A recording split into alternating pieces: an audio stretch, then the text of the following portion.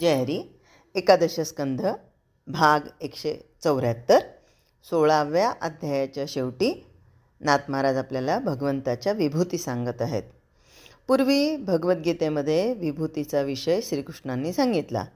त्याचं स्मरण होऊन इथेही विभूतींचं वर्णन करण्याच्या आधी भगवद्गीतेचं स्मरण हे नाथांना झालं. तात्पर्य नाथांनी हे सांगितलं आहे की युद्धाच्या वेळी अर्जुनाला देहबुद्धीच्या दृष्टीनं ममत्वाचा मोह झाला.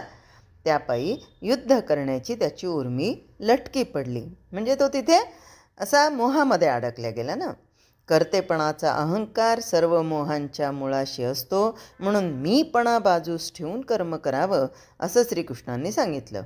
भगवंताला शरण गेलं तरच कर्म करून अकर्तेपणा मिरवता येतो. म्हणून कर्म करण्याचा किंवा न करण्याचा आग्रह न धरता अर्पणबुद्धीनं संसारात वागावं.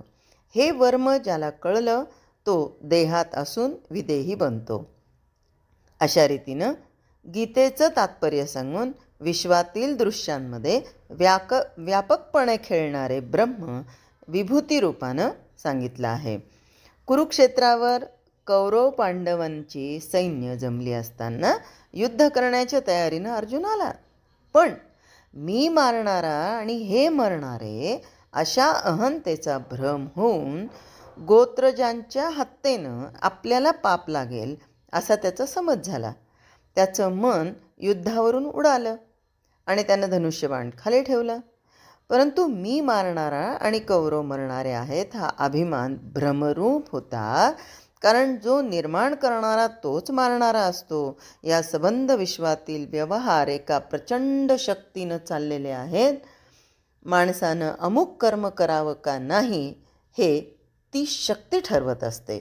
म्हणून मी अमुक करेन किंवा तमुक करणार नाही असा आग्रह धरणं हे वेडेपणाचंच असतं. आत्मस्वरूपानं सगळे जीव शाश्वत आहेत. त्या आत्म्याचं ज्ञान करून घ्यावं आणि आपल्या वाट्याला आलेलं कर्म निस्संग वृत्तीनं करत राहावं. निस्संग वृत्ती साधण्यास शरणागती हा एकच प्रधान उपाय आहे.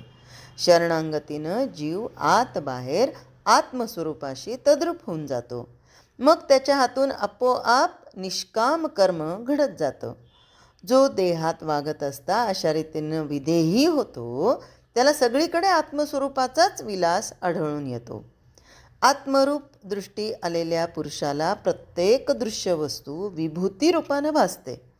प्रत्येक जीवाच्या हृदयामध्ये आत्मरूपानं परमात्मा बसतो. याची ओळखण ज्याला होते, म्हणजे हे ज्याला पटतं, हे ज्याला समजतं, हे ज्याला अनुभवाला येतं, तोच भगवंताची श्रेष्ठ विभूती होय. त्याचप्रमाणे विश्वातील जी चेतना किंवा क्रियाशक्ती ती देखील भगवंताचीच विशेष विभूती आहे.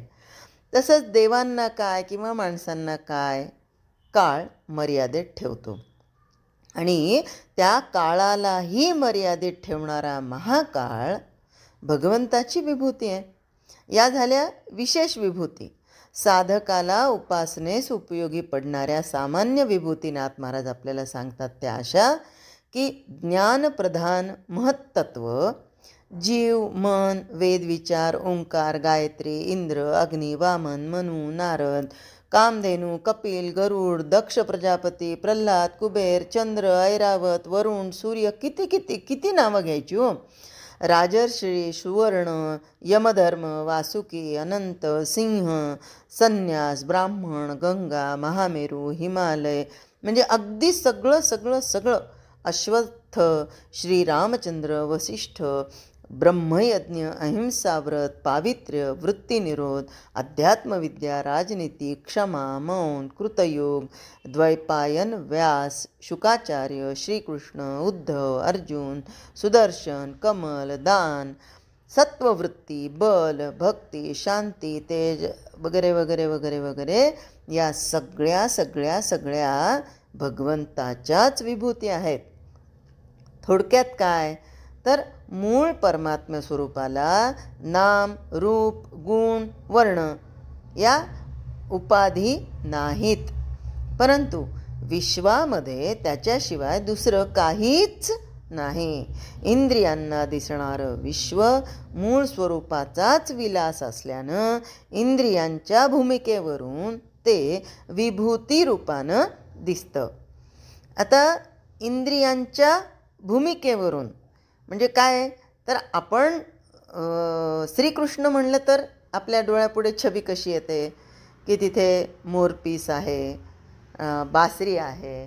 मग आता या वस्तुरूप म्हणजे हे इंद्रिय रूपाने वस्तुरूपाने तो दिसला, पण खऱ्या अर्थाने तो तसा आहे का? नाही. इंद्रियांच्या भूमिकेवरून ते विभूती रूपानं दिसतं आणि शमदमादी साधनांनी इंद्रिय, मन आणि बुद्धी अशा चढत्या क्रमानं नियमन केलं तर जीव आत्मस्वरूप बनतो. फक्त केव्हा? जेव्हा त्या साधकाची देहबुद्धी नष्ट होते तेव्हा.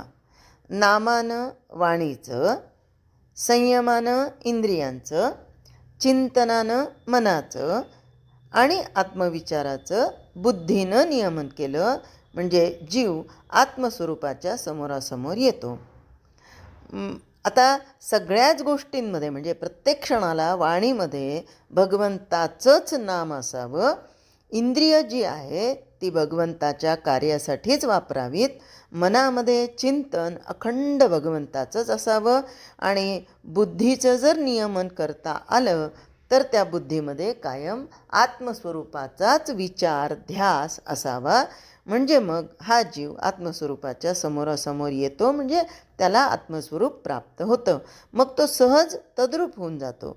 अशा रीतीनं सावध राहून आणि वृत्ती आवरून जो एकनिष्ठेनं भक्ती करतो त्याची वासना क्षीण होते आणि त्याला विकल्परहित शांती मिळते.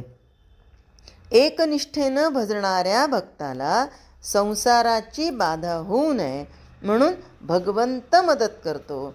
पण आमची वृत्ती ही भगवंताशीच एकरूप करणं गरजेचं आहे.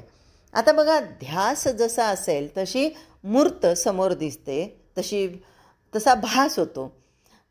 समजा आता मुलीचा ध्यास घेतला असेल, एकाच गावामध्ये आहे आणि मुलगी बरेच दिवस झाले आली नाही, मुलीच्या भेटीची तळमळ लागली आहे.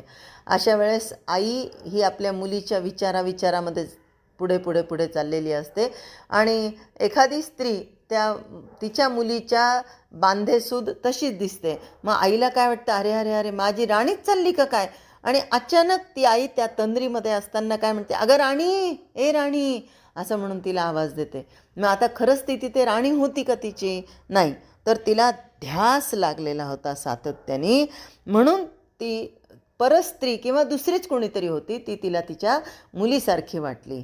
तसा आमच्या मनाला सातत्याने जर भगवंताचा ध्यास लागल्या गेला तर भगवंताची मूर्ती ही सातत्याने आमच्या मनामध्ये ठसल्या जाते. चिंतन हे आमचं चित्त जे आहे ते तिचंच चिंतन करत राहतं, मनामध्ये तिचेच विचार येत असतात. बुद्धी निश्चय करते की माझा भगवंत माझ्या पाठीशी नक्कीच आहे आणि असं करता करता ही एकनिष्ठता त्याची वाढत जाते आणि मग या भक्ताला संसाराची बाधा होत नाही. आणि म्हणूनच 16व्या अध्यायाच्या शेवटी भगवंत आपल्या भक्ताचं कौतुक करताना म्हणतात, मद्भक्तांचे महिमान अतिशय अगम्य गहन, ऐसे बोलूनिया श्रीकृष्ण उद्धवासे जाण कुरवाळे. आणि यानंतर यापरी उद्धव जाण.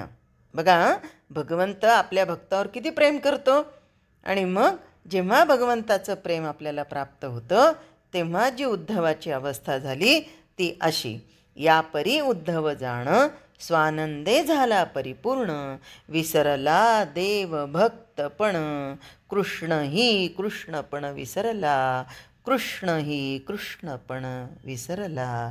जय हरी.